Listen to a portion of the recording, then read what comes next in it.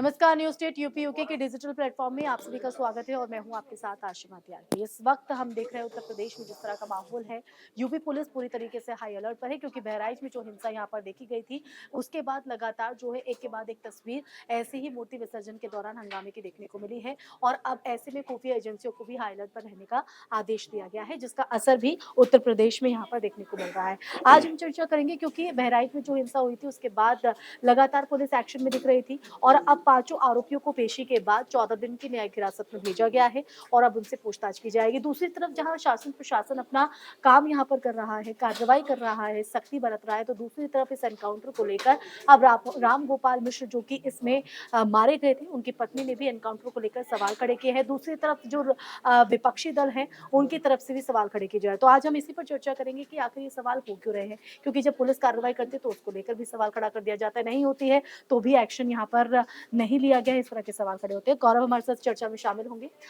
गौरव, एक तरफ पुलिस प्रशासन शासन भी पूरी तरीके से नजर बहराइच के हालातों पर और उसके बाद देखिए यूपी के कई जिलों में हाई अलर्ट जारी किया है। ऐसे में जो एनकाउंटर हुआ है पुलिस अपनी कार्रवाई कर रही है, पुलिस नहीं करती है तो सवाल खड़े होते हैं, करती है तो सवाल खड़े हो रहे हैं, जैसे कि अब मृतक रामगोपाल मिश्रा की पत्नी ने भी सवाल खड़े किए। देखिए, आज का दिन अगर हम देखें तो बहराइच के हिंसा के लिहाज से बड़ा महत्वपूर्ण दिन है क्योंकि आज जो दिन है वो जुमे का दिन है और आज मुसलमान का जो तबका होता है, जो मुसलमान कम्युनिटी के लोग होते हैं, वो बड़े संख्या में मस्जिदों पे नमाज़ अदा करने आते हैं।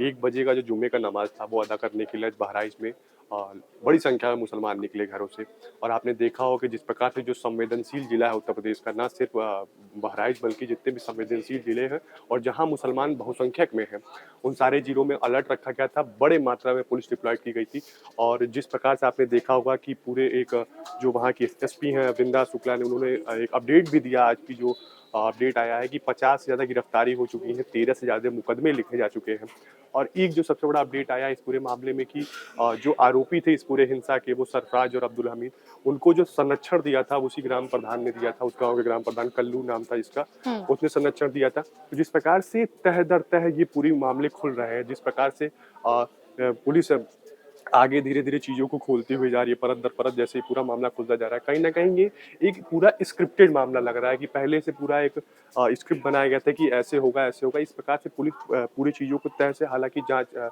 छानबीन हो रहा है, हम्म। लेकिन जिस प्रकार से पूरी चीज़ें खोल के निकल के देखिए, सामने आ आप रही हैं। स्क्रिप्ट का यहाँ पर ज़िक्र कर रहे हैं, क्यों ऐसा स्क्रिप्ट आपको लग रहा है? क्योंकि अगर हम बात करें तो विपक्षी दल भी जो है अब आगे आ रहे हैं, जी, क्योंकि हमने देखा जब कल आरोपियों पर 2 आरोपियों पर कार्रवाई हुई, सरफराज और तालिब, तालिब। और ऐसे में उनकी सरफराज की जो बहन है वो आगे आती है हाँ। और एनकाउंटर को लेकर सवाल पहले खड़े कर देती है। उसको पता भी नहीं होता है कि एनकाउंटर हो रहा है या क्या हो गया है। उसके बाद वो सवाल खड़ा करती है कि कहीं न कहीं एनकाउंटर का डर उसको सता रहा है। उसके थोड़ी देर बाद हम देखते हैं कि सामने बाइट राम आती है, लोग आते हैं, अधिकारीगण आते हैं, उनकी तरफ से कहा जाता है कि पकड़ लिया गया है, कार्रवाई उन पर हुई है, पैर में गोली लगने से घायल है। दूसरी तरफ अब जो मृतक रामगोपाल मिश्र हैं, उनकी पत्नी ने भी सवाल, जैसे कि मैंने स्टार्टिंग में कहा है, राजनीतिक दल जो हैं, वो भी अब आगे आ रहे हैं। पहले समाजवादी पार्टी और अब कांग्रेस की तरफ से प्रियंका गांधी ने भी सवाल खड़े किए हैं कि यूपी में जो एनकाउंटर वाली कार्रवाई है, उसे मज़ाक बनाकर रख दिया। देखिए, सबसे पहले मुझे लगता है कि जो बहराइच वाली हिंसा थी, उसमें सबसे बड़ा जो रोल रहा वो अफ़वाहों का रहा। हिंसा तो हुई ही हुई, लेकिन जो अफ़वाहें रहीं पुलिस ने उससे भी चेताया है लोगों को। जो अफ़वाह उड़ाने वाले लोग थे वो ज़्यादातर ऐसे हिंसाओं में जब ऐसे राइट्स होते हैं तो वहाँ ऐसे अफ़वाह उड़ाने वाले लोग ज़्यादा होते हैं। इसी मामले में आप देखा होगा कि कितने मुकदमे लिखे गए हैं।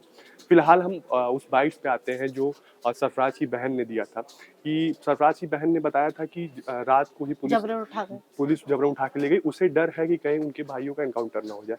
हालाँकि एनकाउंटर होता है लेकिन पैर में गोली लगती है। उसके बाद रामगोपाल मिश्रा जो उस दंगे में मारे मृतक गए हैं, थे। मारे गए हैं, उनकी पत्नी का बाइट आता है कि पुलिस ने इन आरोपियों के पैर में गोली क्यों मारी? हाँ। जानबूझ के गोली मारी। तो जिस प्रकार से रामगोपाल मिश्रा की पत्नी इस पूरे एनकाउंटर पे सवाल खड़ा कर रही हैं। उसके बाद आपने देखा होगा कि जिस प्रकार से कांग्रेस नेताओं का बयान आ रहा है, चाहे वो प्रमोद तिवारी कह रहे हैं, ना सिर्फ कह रहे हैं कि ये जो एक एनकाउंटर चल रहा है उत्तर प्रदेश में, ये पूरी तरीके से स्क्रिप्टेड एनकाउंटर बता रहे हैं वो। कह रहे हैं ना सिर्फ एनकाउंटर हो रहा है, जिस प्रकार से एनकाउंटर हो रहा है उससे अपराध और बढ़ते ही जा रहे हैं, अपराध कम होने के। वजह। उन्होंने उसके डेटा का भी ज़िक्र करते हुए बताया।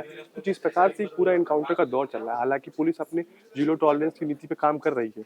पुलिस अपने तरीके से पूरे काम कर रही है। लेकिन जिस प्रकार से फिर भी पूरा जो पुलिस का कार्यशैली है वो सवालों के घेरे में आ रहा है, तो कहीं न कहीं इसको देखना होगा।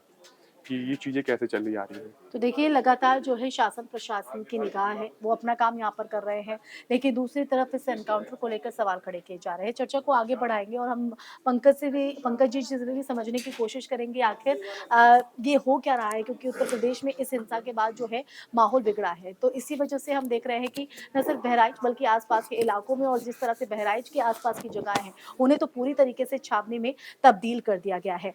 पंकज जी हमारे साथ चर्चा में जुड़ गए हैं। पंकज जी आप किस तरह से देख रहे हैं चीज़ों को? क्योंकि देखिए शासन प्रशासन अपना काम कर रहा है और देखा भी है कि 13 को हिंसा हुई और 17 अक्टूबर तक जो है इंसाफ कहीं न कहीं एक तरह से देखा जाए तो होता हुआ हाँ, नज़र आ रहा है। देखिए आप लेकिन इंसाफ एनकाउंटर पर सवाल खड़े हो हाँ, रहे हैं, इंसाफ इसे आप राजनीति नहीं बोल सकते। इंसाफ तो अभी पुलिस इंसाफ नहीं सज़ा करती, ये अभी कोर्ट में अभी मतलब मैंने 14 बोला दिनों का कि न्यायिक इंसाफ हिरासत। होता, हाँ, एक तरह हाँ, से एक कदम अब ये योगी सरकार की सबसे बड़ी कामयाबी है जो देखिए 13 तारीख को वारदात होता है, 13 तारीख की शाम में 5-6 बजे के आसपास की घटना ये है और 17 तारीख को पुलिस पांचों आरोपियों को गिरफ्तार कर लेती है। उसमें से 2 आरोपी को पुलिस को इनकाउंटर करना पड़ता है। एक छोटी सी मुठभेड़ होती है, उसमें 2 सरफराज और एक को गोली लगती है।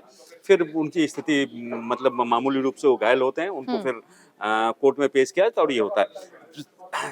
दिक्कत ये है जो अगर किसी तरह का अगर पुलिस काम करे तो सवाल दिक्कत, ना तो करे। सवाल, ना करे तो सवाल। अब पुलिस ने कार्रवाई की, तत्काल कई टीमें गठित हुई, जो आरोपी सरफराज था और जो जितने भी आरोपी थे सभी पे पुलिस ने अपना शिकंजा कसा, पांचों को गिरफ्तार किया, पांचों से पूछताछ हुई।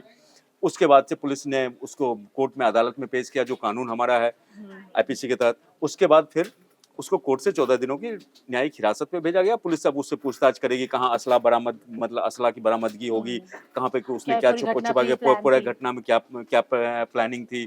उसके बाद से ये छोटी सी मतलब बात पे इतना बड़ा कैसे बवाल बन गया, तो इस तरह से फिर घरों के ऊपर पत्थर कैसे आ गए। तो ये सब सारी बातें तफ्तीश की। अब ये देखिए जो पुलिस ने अब इनकाउंटर किया, पुलिस ने उसको हिरासत में लिया। अब पहले पुलिस ने गिरफ्तार किया। अब पहले क्या था, पुलिस अगर कार्रवाई नहीं करती तो पुलिस ने अब 4 दिनों के अंदर में किया।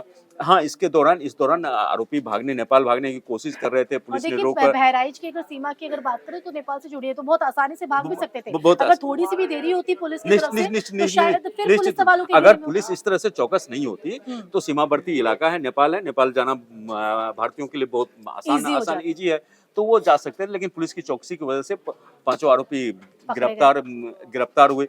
अब देखिए इसमें क्या है, जो विपक्ष इनकाउंटर पे सवाल उठा रहा है, विपक्ष ये बोल रहा है जो लगातार जो इनकाउंटर जो है सो ये फेक इनकाउंटर हो, फर्जी इनकाउंटर। अब यहाँ देखिए, अब उस पीड़ित परिवार की पत्नी के दर्द को, उसके मर्म को समझती है। वो बोलती है जो मुझे मेरे पति को जिस तरह से मारा गया था उसमें ये इनकाउंटर होना चाहिए, मुझे खून के बदले खून चाहिए। तो इस तरह का जो तो भावनाएं ये हैं भी इस तरह से है, सवाल कर ये रही हैं कि वो जानबूझ के पैर में गोली मारी गई है। जो जानबूझ के अब उधर अब ये बोल रही है जो पीड़ित मतलब जो मृतक का रामगोपाल मिश्रा की ये पत्नी है, वो बोल रही है जो नहीं, सो मुझे जो है सो खून के बदले खून चाहिए। खून के बदले खून चाहिए। उनको जानबूझ के पुलिस ने बचाया।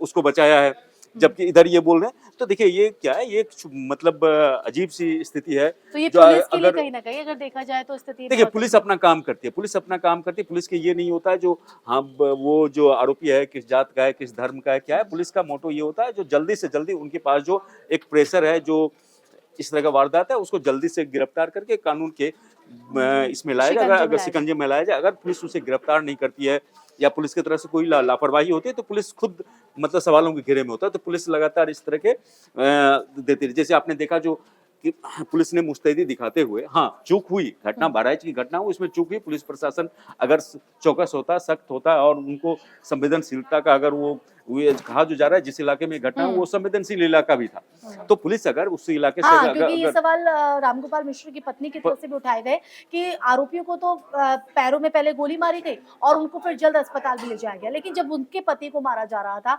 जब उनके साथ बर्बरता जा रही थी, तो तब भी पुलिस थी, लेकिन तब तो नहीं ले जाया गया।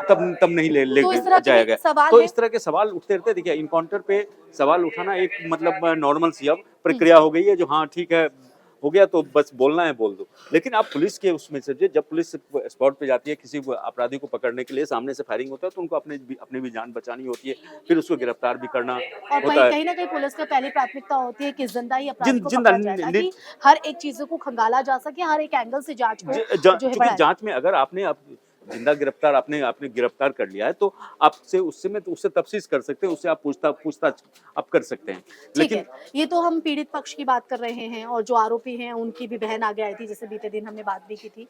लेकिन इस पे पहले समाजवादी पार्टी सवाल खड़ा कर रही थी अखिलेश और यादव अब साहब, कांग्रेस भी आ गए हैं। प्रियंका ने कहा है कि मजाक बन गया है एनकाउंटर। देखिए क्या तो क्या चूंकि देखिए ये सियासतदान घटना है, की गंभीरता को वो समझ पा देखिए रहे हैं? नहीं वो गंभीरता की समझ रहे, वो सब समझ रहे हैं, लेकिन उनके लिए जो कोई भी घटना हो तो अपना जो उनका सियासी क्या फायदा नुकसान है उस हिसाब से अपनी सियासी रोटी, हर पार्टियां सेकने। रोटियां सेकने की कोशिश करती, चाहे वो बीजेपी हो, चाहे समाजवादी पार्टी हो, चाहे कांग्रेस हो, हम्म। है ना, सभी पार्टी। तो अभी चूंकि उत्तर प्रदेश में उपचुनाव होने हैं और उत्तर प्रदेश में जो सीएम योगी का जो एक यूएसपी है वो है जो लॉ एंड ऑर्डर। और तो लॉ एंड ऑर्डर को सीएम योगी ने मेंटेन करने के लिए पुलिस को खुली छूट दे रखी है। अब खुली छूट ये इस तरह की खुली छूट नहीं जो पुलिस पे दबाव है, जो आप किसी भी कोई भी केस होता है, वारदात होता है, तो पहले वारदात हो नहीं, अगर वारदात होता है तो जल्दी से जल्दी इमीडिएट उस पे कार्रवाई हो। कार्रवाई हो और जो पीड़ित पक्ष है उसको न्याय मिले।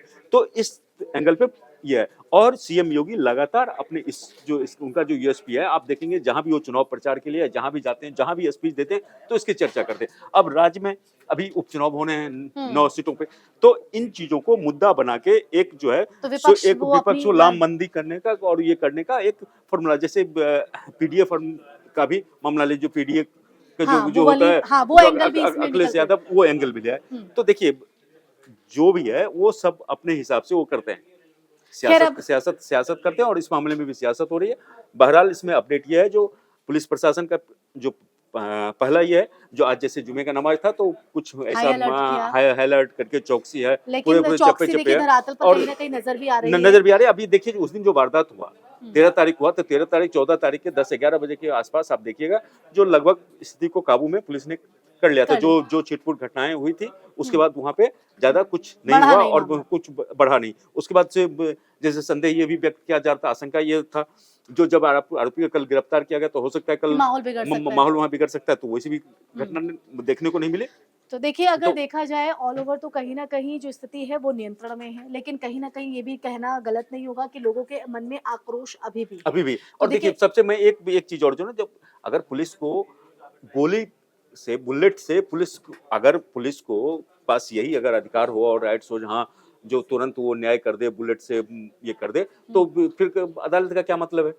तो पुलिस की भी एक अपनी सीमाएं हैं, उस सीमा से बाहर जाके पुलिस नहीं कर सकती। तो बिल्कुल देखिए कार्रवाई हो रही है और अब पांचों आरोपी जो है पेशी के बाद कहीं ना कहीं अब सलाखों के पीछे हो गए और उनसे पूछताछ की जाएगी। हर एक एंगल से उस पर जांच यहाँ पर होगी कि आखिर कैसे इस पूरी घटना को अंजाम दिया गया। आरोपियों के पास छत पर जो, जैसा कि पंकज जी ने भी जिक्र किया कि पत्थर मिले थे, वो कैसे आए, तो ये तमाम ऐसे सवाल उनके सामने रखे जाएंगे। दूसरी तरफ जो राजनीतिक दल है वो अपने अपने तरीके से इसमें कहीं ना कहीं सियासत करते हुए भी नजर आ रहे हैं, जिसका फायदा लेने की कोशिश है। दूसरी तरफ शासन पर भी दबाव बनाने की कोशिश है, लेकिन देखिए इन तमाम स्थितियों के बीच शासन प्रशासन पूरी तरीके से स्थितियों को भांप चुका है और इन्हीं स्थितियों पर काबू पाने के लिए आज यूपी में हाई अलर्ट देखा गया, जिसका असर भी दिखाई दिया है। तमाम जगहों पर हालात सामान्य हैं। इसी के साथ चर्चा पर यही विराम लगाएंगे, फिर हाजिर होंगे नए एक विषय के साथ। नमस्कार।